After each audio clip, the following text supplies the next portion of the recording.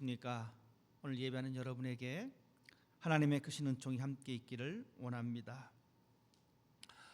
지금으로부터 한 20여 년 전인 것 같습니다. 제가 목사 안수를 2000년에 받았습니다. 벌써 20년이나 지났는데 목사 안수 받기 전에 있었던 교회에서 있었던 일입니다. 그 교회에 조그만 텃밭을 가지고 있었습니다. 저는 사실 지방 시골에서 살았지만 한 번도 농사를 지어본 적이 없습니다. 한 번도 씨앗을 뿌려본 기억이 없습니다. 그런데 마침 그때에 교회에서 작은 텃밭을 운영하게 되었고 각 가정마다 텃밭을 나눠줬습니다. 제가 할당받은 텃밭이 있었기 때문에 그 사이즈는 그렇게 크지 않습니다. 우리가 앉은 의자 한 3개 정도의 사이즈, 정말 작은 것이죠. 시장에 나가서 씨앗을 샀습니다. 그리고 밭을 일구고 고랑을 파고 그곳에 씨앗을 뿌렸습니다. 열심히 아침마다 물을 줬습니다. 씨앗은 생명력이 있기 때문에 거짓말 없이 씨앗이 자라나기 시작합니다. 그런데 저는 씨앗이 자라는 것을 보고 깜짝 놀랐습니다. 제가 뿌린 그 씨앗이 너무 촘촘하게 자라고 있었던 것입니다. 다른 집사님들, 다른 권사님의 가정의 텃밭을 보니까 듬성듬성 자라는데 저는 정말 콩나물 자라듯이 막 자라는 것을 봤습니다. 그래서 저는 몰랐습니다. 왜 이렇게 자라는지. 나중에 교회 어르신분들이 말씀해 주시기를 너무 씨를 많이 뿌렸다라고 하시더라고요. 그래서 저는 그 기억을 가지고 올 봄에 이 교회 앞에 잔디밭에 잔디씨를 뿌렸습니다. 20년 전에 너무 많이 뿌렸기 때문에 이번에는 너무 조금 뿌렸습니다. 그러니까 이 잔디가 씨가 제대로 자라지 않습니다. 제가 이렇게 말씀드리는 이유가 뭐냐면 씨앗을 뿌릴 때에 그 요령이 있다는 것을 저는 발견했습니다. 무턱대고 뿌린다라고 해서 좋은 것도 아니고 무조건 조금 뿌린다라고 해서 좋은 것도 아닌다라는 것을 발견했습니다. 여러분, 이것은 토양이 좋은 곳에 해당되는 일입니다.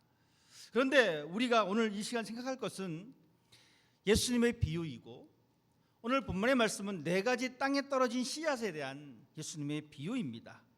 그러면 우리는 이 비유를 이해하기에 앞서서 이스라엘 지역의 땅에 대하여 먼저 이해할 필요성이 있습니다.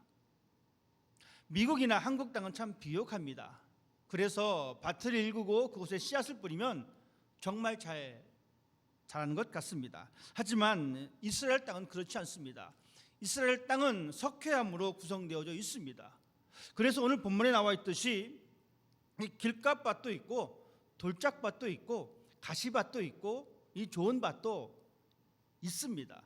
한국은 좋은 땅이 있고 좀 좋지 않은 땅이 구분될 수가 있는데 이스라엘은 그렇지 않습니다. 눈에 봤을 때 잘 구별하지 못할 때가 종종 있다는 사실입니다. 그래서 이스라엘 사람들은 이 씨를 뿌릴 때에 한국과도 다른 방식으로 씨를 뿌립니다. 한국에 있었을 때는 밭을 일구고 고랑을 파서 그곳에 씨를 심지만 이스라엘은 그렇지 않습니다. 이 땅이 있으면 그 땅을 보고 씨를 뿌립니다. 씨를 뿌리는데 이 주머니에 씨를 걸고 이게 다니면서 씨를 이렇게 흩어 뿌립니다. 바람에 날려서 씨가 날아갑니다. 혹은 이 나귀 뒤에다가 이 씨앗 푸대를 달고 그 씨앗 푸대를 가릅니다. 그러면 나귀가 지나가면서 씨앗이 저절로 나옵니다. 그래서 이렇게 흩어 뿌리는 것이 이 이스라엘 사람들의 고대로부터 내려온 씨앗을 뿌리는 방법입니다. 자, 우리는 이 방법 속에서 이 주인이, 이 농부가 내가 씨앗을 어느 곳에 뿌렸는지 정확히 알 수가 없습니다. 한국이나 미국에는 자기 땅이 있기 때문에 내 땅은 여기서부터 여기니까 내가 이렇게 심어야지라고 한 영역을 나타낼 수 있지만 이스라엘 같은 경우는 이 뿌리다 보면은 바람에 날리기 때문에 이것이 어디까지 날아갔는지 잘 모른다라는 사실입니다. 그래서 이 씨를 뿌릴 때에 오늘 성경에 나와 있는 이 4가지 종류의 이 토양에 대해서 우리가 이해할 수가 있는 겁니다. 또한 이스라엘은 이 밭에는 이 길이 잘 없습니다. 한국이야 논두렁이 있고 밭두렁이 있어서 그 길로 다니지만 이 이스라엘 이 땅에는 그러한 길이 없습니다. 사람들이 한두 번 다니다 보면은 길이 나게 되어지고 앞 사람이 걸어간 그 길이 있기 때문에 또 그 길을 걷게 됩니다. 그러다 보면 땅이 자연스럽게 굳어집니다. 그래서 씨앗을 뿌릴 때에는 이 길가와 같은 그 토양을 만날 수밖에 없다라는 사실입니다. 이런 기본적인 상황 속에서 예수님께서 오늘 마태복음 13장을 통하여 네 가지 땅에 떨어진 씨앗에 대한 비유를 말씀해 주고 있습니다. 마태복음 13장에는 예수님께서 이 천국에 관한 비유를 집중적으로 말씀해 주셨습니다. 천국을 설명해 주고 계십니다. 이 천국을 설명해 주실 때에 천국은 드러난 것이 아니라 가려진 것이다. 천국은 하나님께서 주시는 이 천국은 반드시 그곳에 마지막에 심판이 있음을 말씀해 주고 있습니다. 오늘 우리가 읽지는 않았지만 이 마태복음 13장에는 더 많은 비유의 이야기가 나옵니다. 밭에 감추인 보화에 관한 이야기가 나옵니다. 좋은 진주를 구하는 장사꾼의 비유가 나옵니다. 또한 물고기를 모으는 그물에 관한 비유가 나옵니다. 이 모든 비유는 천국에 관한 비유입니다.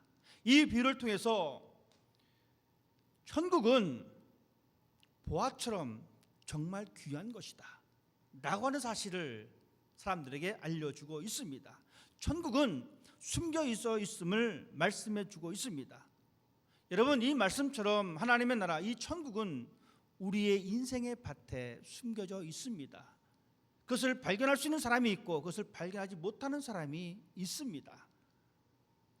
밭에 감춘 보화를 보고서 자신의 모든 것을 팔아서 그 밭을 산 것처럼 천국은 우리가 가지고 있는 이 모든 것을 팔아서 소유할 만큼 귀중한 것임을 예수님께서 우리에게 말씀해 주고 있습니다. 좋은 장사꾼의 또한 비유를 통해서 우리가 알 수 있는 것은 천국은 소중한 것인데 그것을 경험한 사람들은 그것을 찾기 위해서 부단히 애를 쓴다라고 우리에게 말씀해 주고 있습니다. 여러분, 하나님께서 우리에게 주신 천국은 우리가 우리의 모든 것을 투자해야 할 가치가 있다는 사실입니다. 즉 다른 것에서는 별 큰 의미가 없습니다.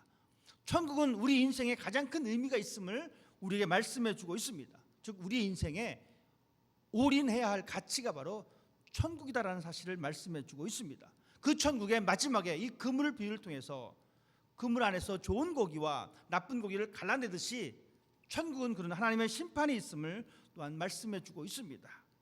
여러분, 이러한 하나님의 이 천국에 이 들어가는 이 삶의 모습을 주시면서 오늘 우리에게 이 네 가지 종류의 땅에 대해서 예수님께서는 비유로 말씀해 주고 있습니다. 농부가 씨앗을 뿌렸습니다. 이 씨앗의 일부분이 길가에 떨어집니다. 길가에 떨어진 이 씨앗은 딱딱한 땅이 있기 때문에 새들이 와서 쪼아 먹습니다. 저도 이 교회 앞에 씨앗을 뿌리고 나서 새들이 올 때마다 새들을 쫓았습니다. 형제나 이 새들이 씨앗을 집어 먹을까? 길가에 떨어진 씨앗들은 새들이 와서 먹어버립니다. 흙이 얕은 곳에 떨어진 씨앗이 있었습니다. 싹이 나왔습니다. 하지만 그 싹이 뿌리를 내리지 못하고 그 생명력을 잃어버렸습니다. 어떤 씨앗들은 가시떨기 밭에 떨어집니다. 싹이 나왔습니다. 마찬가지로 싹이 나왔지만 이 씨앗이 싹이 터서 자랐지만 가시가 그 자람을 막아버렸습니다. 마지막 좋은 땅입니다. 싹이 나왔습니다. 이 싹이 나왔을 때에 이 싹은 100배, 60배, 30배 결과를 얻게 되었습니다. 예수님께서는 오늘 마태복음 13장 말씀을 통해서 이 씨앗에 대한 비유를 또한 설명해 주셨습니다. 길가에 떨어진 씨앗입니다. 그 씨앗이 땅에 떨어졌지만 새들이 와서 쫓아 먹었습니다. 이 말씀은 하나님께서 우리에게 하나님의 말씀의 씨앗을 주셨지만 그 씨앗이 그 마음에 자리 잡지 못하게 된 상황입니다.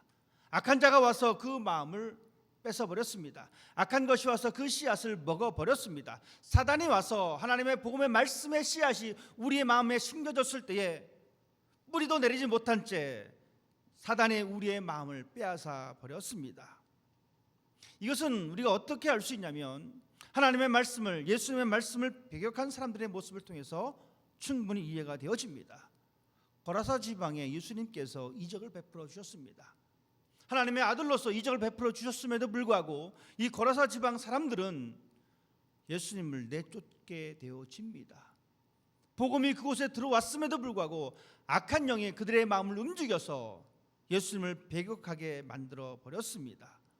새들이 와서 그 씨앗을 먹어버렸습니다. 하나님의 말씀에 뿌리 박히지 못하도록 그 씨앗을 먹어버렸습니다. 여러분, 이러한 것이 우리들의 마음입니다. 하나님의 말씀이 우리의 마음속에 깊이 뿌리 박히지 못하도록 사탄은 우리에게 다가와서 그 말씀의 씨앗을 빼앗아 버립니다. 이러한 우리의 상황 가운데에 우리는 하나님의 말씀을 간직해야 할 노력이 필요합니다.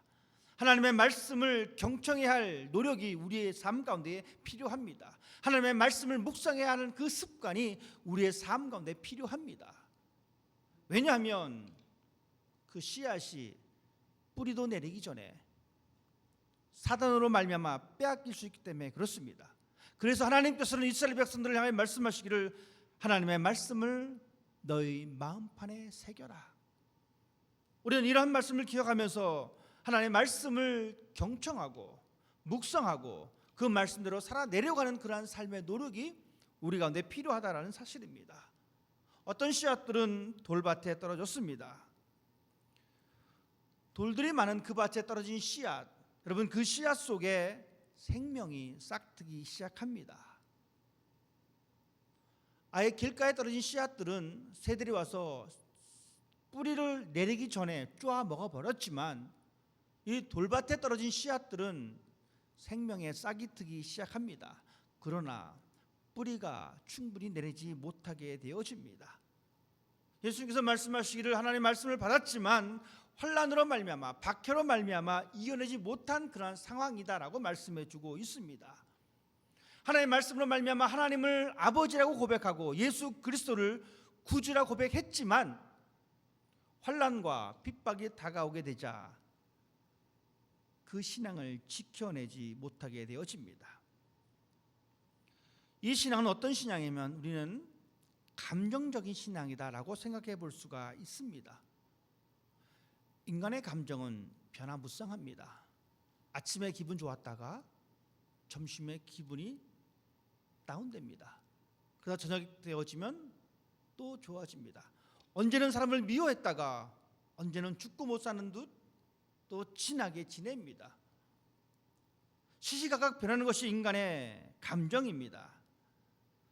여러분, 이 감정 때문에 우리가 하나님을 믿게 되어지면 우리는 마치 돌밭에 떨어진 씨앗처럼 우리의 신앙에 뿌리를 내렸지만 그 뿌리가 깊지 못함으로 말미암아 우리 속에 있는 이 생명이 사라질 수 있는 가능성이 충분하다라는 사실입니다. 하나님을 믿었습니다. 하나님을 믿는 제자로 삶을 살아가려고 다짐합니다. 하지만 우리 앞에 있는 이 환난으로 말미암아, 우리 앞에 있는 이 고난으로 말미암아 우리의 신앙을 포기할 수 있다라는 사실입니다. 이러한 신앙은 충분히 우리 주변에서 볼 수가 있습니다. 감정에 근거한 신앙이 가지고 있는 위험성은 바로 이러한 위험입니다.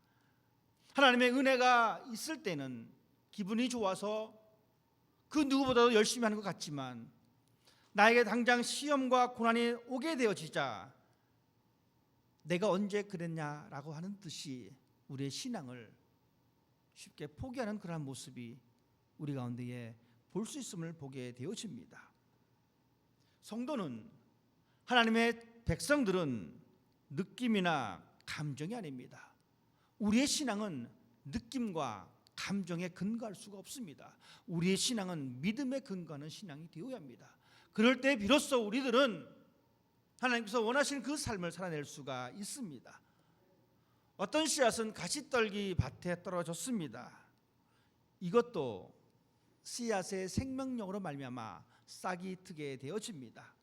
그런데 신앙이 성장하면서 이 가시나무들과 함께 경쟁하면서 성장하지 못하고 그냥 묘목 단계에서 죽고 맙니다. 예수님께서 말씀하십니다.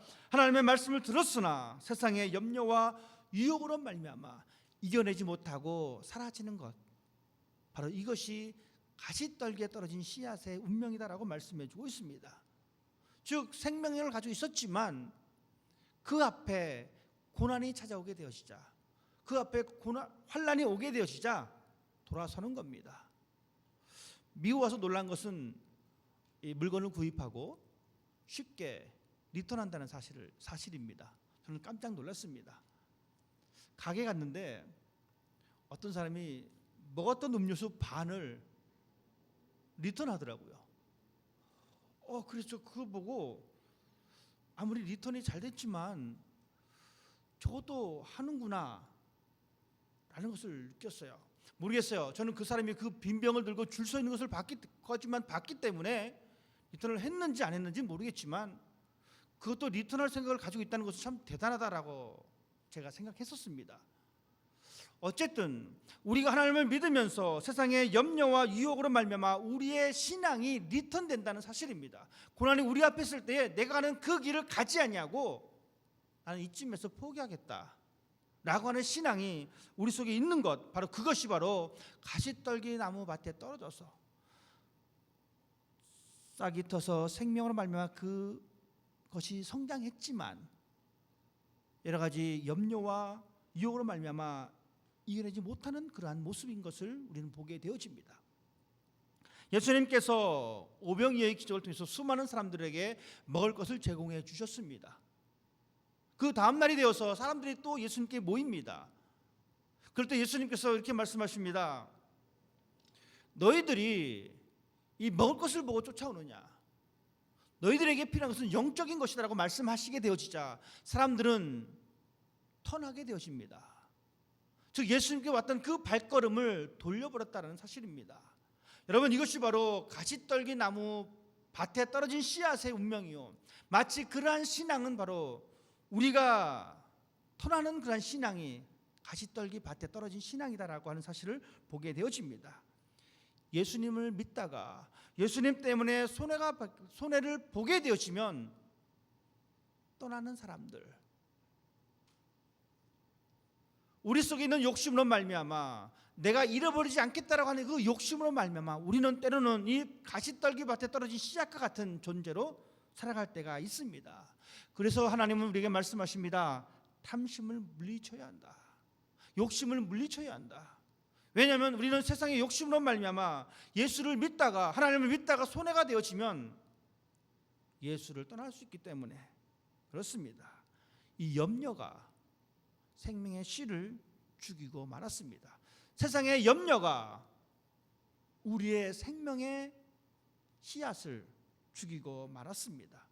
이런 사람들은 하나님 나라가 우선이 아니라, 이런 사람들은 천국이 우선이 아니라 세상의 염려가 우선인 사람입니다.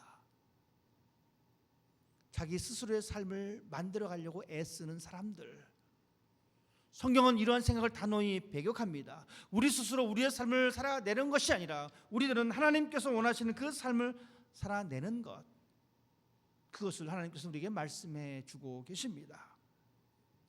좋은 땅에 떨어진 씨앗입니다. 하나님의 말씀을 듣고 깨닫는 사람, 하나님의 말씀을 듣고 실현하는 사람, 믿는 제자들의 모습입니다. 100배, 60배, 30배의 결실을 맺었습니다. 분명한 것은 100배냐 60배냐 30배냐 그것이 아니라 결실을 맺었다는 것, 분명히 열매가 있었다는 것.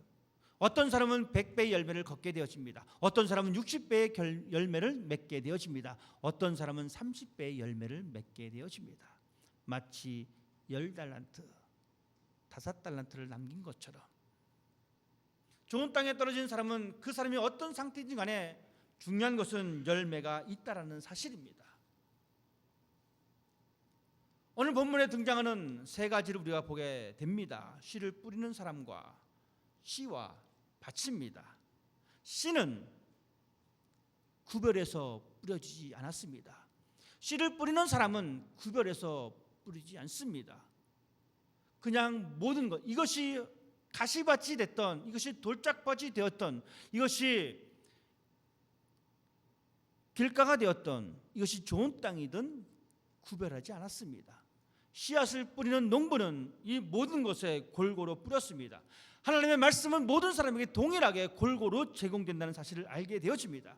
천국의 말씀은 어떠한 대상을 구별하지 않습니다.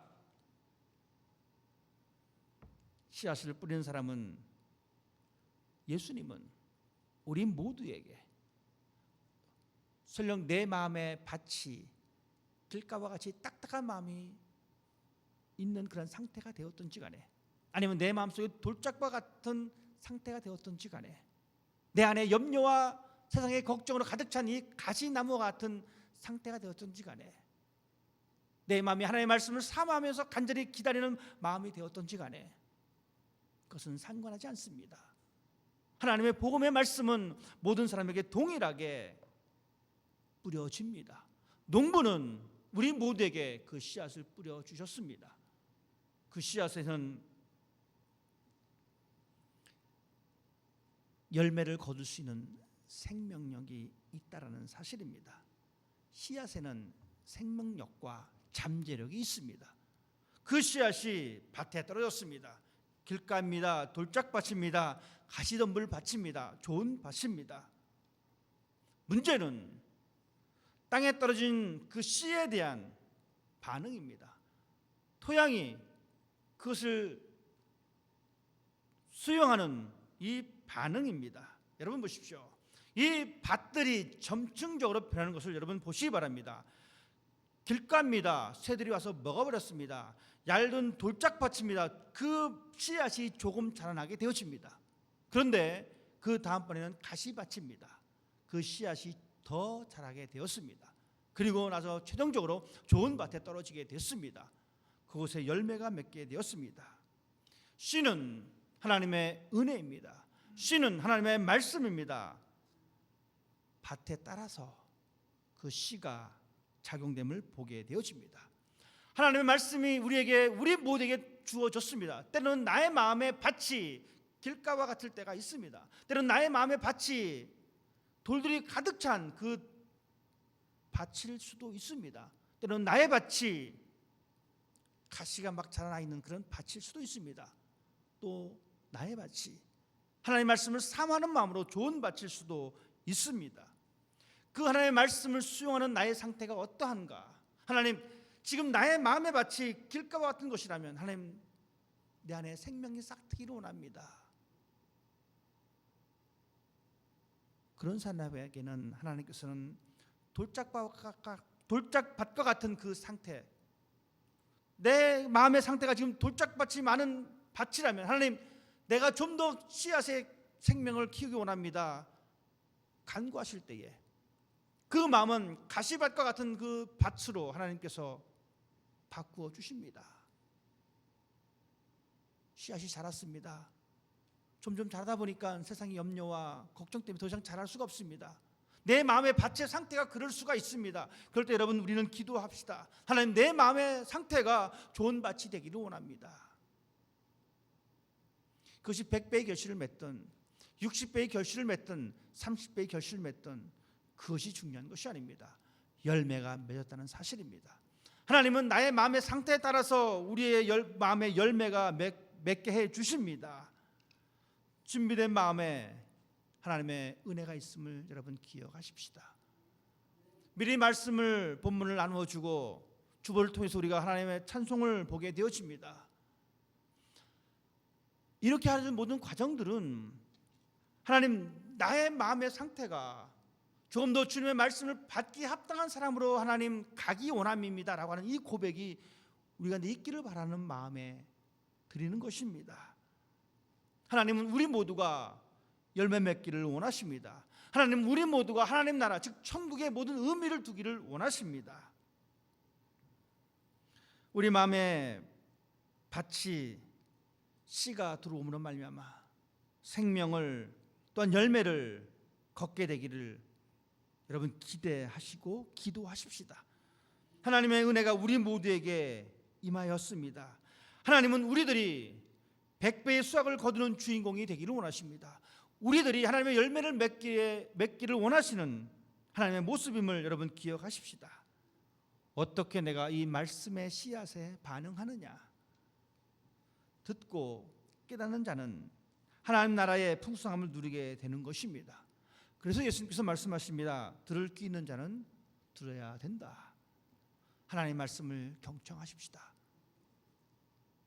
하나님의 말씀을 경청한다는 것은 그 삶에 결단이 있고 그 삶에 열매가 있다는 것입니다. 내 삶에 하나님의 열매가 있다라면은 여러분 이렇게 생각하십시오. 나는 하나님의 말씀을 그래도 좀 경청했구나. 반대로 하나님의 말씀을 열매가 없다면 나는 아직도 하나님의 말씀을 경청하지 않고 있구나. 들을 귀 있는 자는 들으라라고 주님은 말씀해 주고 계십니다. 우리는 이 시대를 살아가면서 이 말씀의 홍수 속에 살아갑니다. 수많은 말씀을 우리가 듣습니다. 하지만 그 말씀을 듣고 그냥 흘러 지나가게 되어지면 무슨 경청했다라고 말할 수가 없습니다. 경청한 그 사람만이 하나님의 열매가 맺게 되어집니다. 다른 사람을 위해서 경청하지 마십시오. 나를 위해서 경청하는 사람이 되어야 합니다. 가끔 우리가 신앙생활 하다 보면 이 말씀은 누가 들어야 되는데 라고 할 때가 있어요. 그리고 그 사람한테 가서 그런 얘기를 합니다. 당신 이 말씀 들어야 돼. 잘못된 행위입니다. 다른 사람을 위해서 말씀을 경청하지 마시고 나 자신을 위해서 말씀을 경청하십시오. 하나님은 그러한 삶을 통해서 천국을 보여주십니다. 그런 삶을 통해서 열매 맺게 해주십니다. 여러분 그 열매가 다시 씨앗이 됩니다. 그리고 그 씨앗이 다시 열매가 되어집니다. 하나님의 복음은 이렇게 우리에게 전달되었습니다. 그리고 그 천국은 또한 우리가 맺은 이 열매로 말미암아 그것이 씨앗이 되어서 또한 우리 후대 사람들에게 또한 전달될 것입니다. 4가지 땅에 떨어진 씨앗의 비유를 통해서 우리는 우리의 마음이 조금씩 변화되어지고 우리의 마음에 하나님의 열매가 맺혀지기를 사모하는 사람이 되시기를 바랍니다. 하나님은 우리 모두가 열매 맺기를 원하십니다. 응답하시고 행동하시는 여러분이 되시기를 주님의 이름으로 부탁을 드립니다. 기도하겠습니다.